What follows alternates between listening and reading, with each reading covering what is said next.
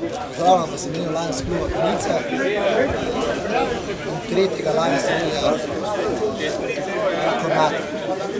Želel bi vam veliko odranega uspeha, nič škode, veliko sreče, veliko dobrega vetra in predvsem veliko dobre zabave in druženja.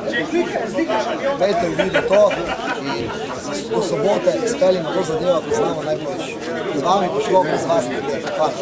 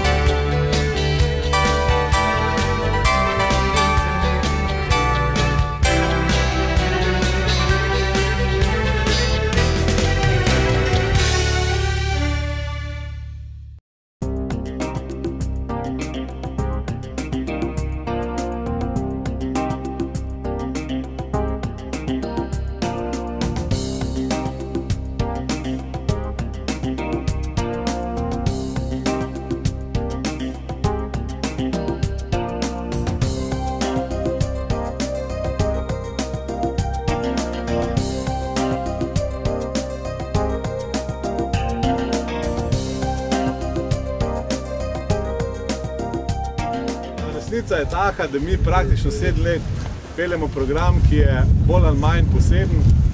Posebno je pa zaradi tega, ker v svetu niti ena organizacija ne prakticira, da bi ljudje s poškodbo hrbtenjače, ki so samo gibalno ovirani, v bistvu se lahko samostojno potapljali.